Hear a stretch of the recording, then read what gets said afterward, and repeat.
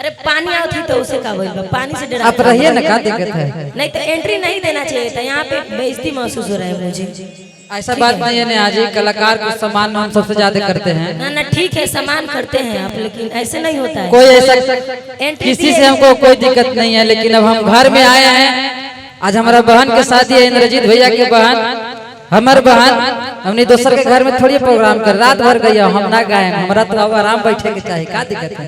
ये पॉलिसी अच्छा ना लगे ना बिल्डर जी। पॉलिसी किया है, पॉलिसी है, किसी से पूछ लीजिए। पॉलिसी किया है भैया, पॉलिसी किया है। अब जो बुलाए हैं उनका का नाम है कि कम से कम एक आध गो गीत गा दीजिए तो पानी पड़ जाएगा। ना तो कहते कि आलो करिया ठा भाग लो पानी में पैसा ले लो मगनी के।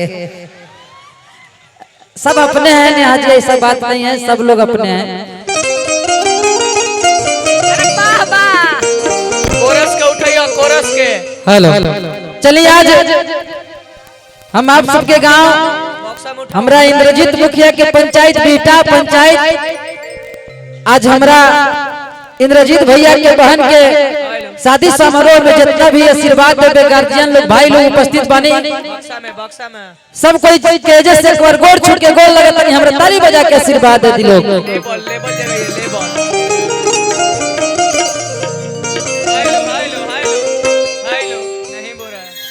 पानी पुनी से डर है, ये बख्तियारपुर के लेकर पानी से डर है, पटना वाला हो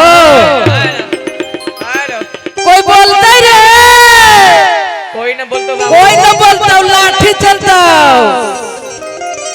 चले हमने पूरा टीम आज उपस्थित बने इंद्रजीत भैया के शादी बहन के शादी में।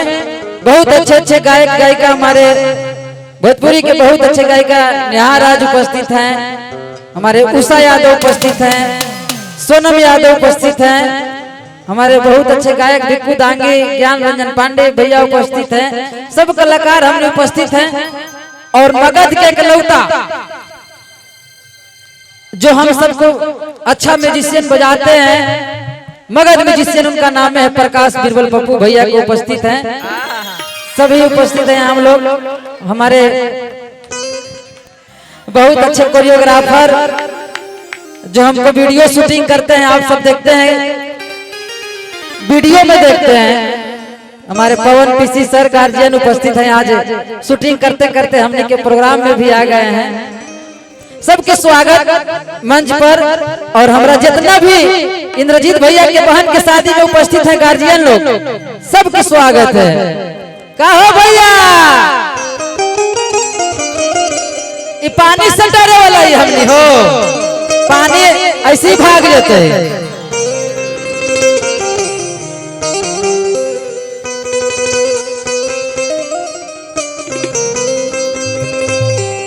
हमारे यूट्यूबर भाई रुमाल लगा लगा के कंटेंट माने तिरपाल छवा दिया मौसा है नहीं रहे ऐसे ऐसे करे तो पिटा जब लड़की कैसे करवाता। उनको का नाम है कि बॉल बुतवा दीजिए, ना हो कि बर्बाद है। ठीक है लाई, हाँ ठीक है। चलिए सबसे पहले एगो हम भक्ति गीत गाएंगे, उसके बाद जैसे आप सब कहिएगा वैसे होगा। सब कलाकार हमने सब एक है, हम विवाद में ना रहते हैं भैया, हमको अच्छा नहीं लगता है। और हमारे सबसे बहुत धन्यवाद देंगे साउंड वाले भैया को। हाथी तो राम घाट के, लेकिन जहाँ प्रोग्राम हो जहाँ इनका भेज दे, एक बार में दिलवे जीत लेते। इनका प्रचार करे के जरूरत न है, या ना कहे कि तनी सुन उठाइए ना बढ़ाइए ना। दूसरा साउंड वाला भी जब वो तो कहता कि तनी सुन उठाइए ना, नहीं उठेगा। लेकिन किसान साउंड के नाम से चलाते भैया, इनका कहना ही नहीं है, लगा देते हैं एक बार। इन्हें भाई लोग उपस्थित है तो कहना है कि आरजेडी ना डरता लालू यादव डरे वाला हो। हमार कल एगो गाना रिलीज होलवा है कि अगे ऐसे कैसे कैसे अगे ऐसे नागे छोड़ी नैना हमारा से लड़तो, कैसे लड़ता हूँ हम ही अवर जेडी तोर जेडी बने परतो। एक गाना कर रिलीज हुआ, एगो गाना के प्यार आप सब दिए पूरा यूपी बिहार झारखंड में कि लालू यादव डरलो ना तेजस्वी न डरतोगे आयो गोरिया जेडी पार्टी अकेले लड़तोगे। तो भाई लोग कहे आरजेडी के तारजेडी के तो हम गीत बड़ी मानी गाए हैं, लेकिन चलिए एगो भक्ति गीत होता है, सुगन प्रोडक्शन भी सब लोग आ जाएंगे।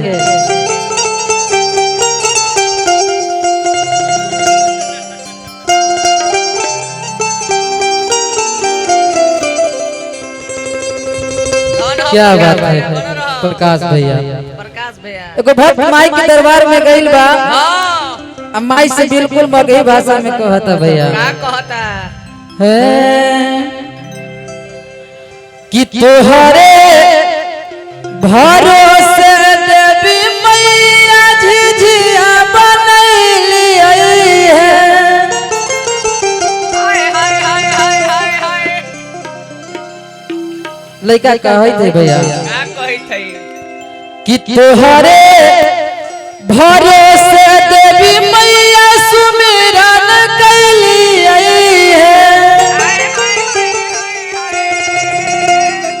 ए देवी मैया सुमिरन कैली है, ता देवी मैया सुमिरन में हो जा ना सहाय बालकवा तोहरा विधियो न जाने।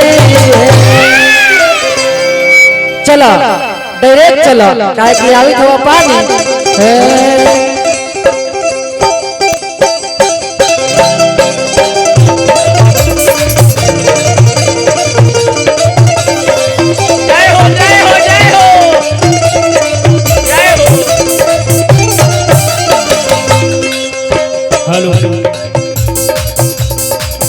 तोहरे भरोसे देवी मैया सुमिरन कैलियो है, देवी मैया सुमिरन कैलियो है। मगध में जिससे नहीं सुनाइए एकदम गोल फाड़ के अब प्रिंस सब रहने आवा, सब लोग ने आवा, सिक्किम की सब ने हवा सब प्रतिमा सब लोग गोल फाड़ दो एकदम पानी के भगा दो एकदम एकदम हाँ कि तोहरे भरोसे देवी मैया सुमिरन कैलियो है, देवी मैया सुमिरन कैलियो। क्या बात है ऐसे ही तो देवी मैया सुमिरन में हो जा ना सहाय बालकवा तोहरा विधियो न जाने। देवी मैया सुमिरन में हो जा ना सहाय बालकवा तोहरा विधियो न जाने है। देवी मैया सुमिरन में हो जा ना सहाय बालकवा तोहरा विधियो न जाने है। देवी मैया सुमिरन में हो जा ना सहाय बालकवा तोहरा विधियो न जाने है। क्या बात है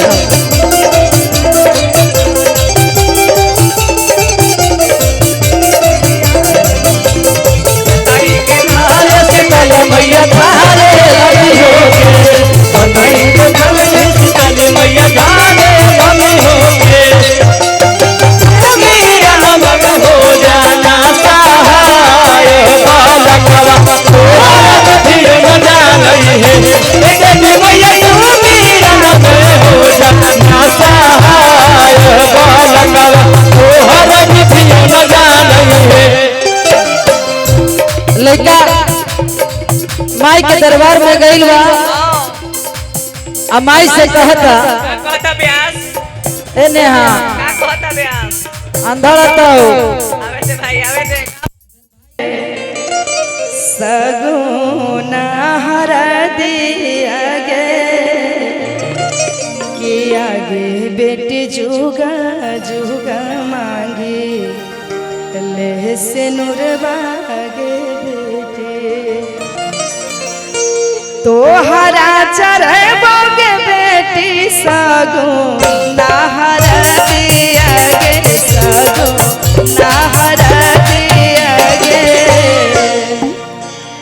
तोहरा चढ़बोगे बेटी सगो नाहर दिया गे सगो नाहर दिया गे के आगे बेटी के आगे बेटी के आगे बेटी जुगा जुगा मांगे बेसे नूरवा गे बेटी के आगे बेटी जुगा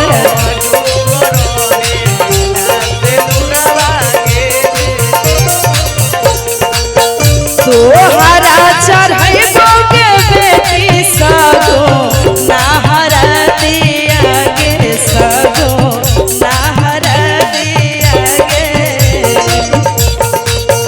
तोहरा चढ़बोगे बेटी सगो नाहर दिया गे सगो नाहर दिया गे के आगे बेटी के आगे बेटी जुगा जुगा मांगे बेसे नूरवा गे बेटी के आगे बेटी जुगा जुगा मांगे बेसे नूरवा गे बेटी जोरदार ताली हो गई दूल्हा दुल्हन के आशीर्वाद के लिए जय हो क्या बात जी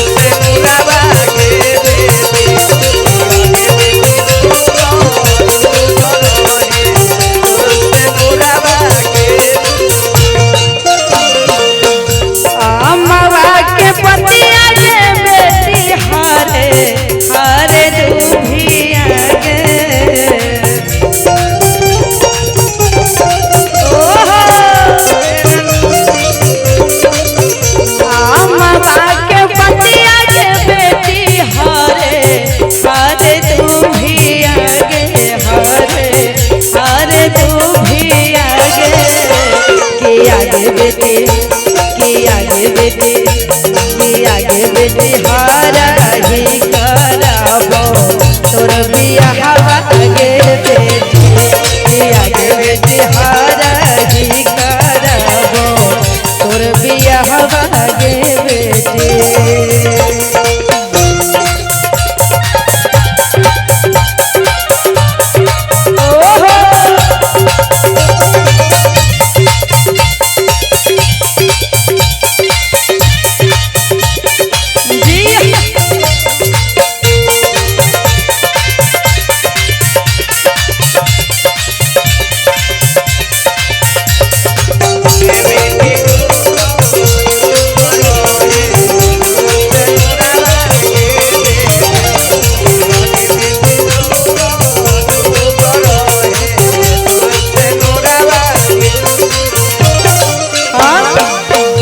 पहिले चढ़ाई हो गे बेटी पंडित तब भला मागे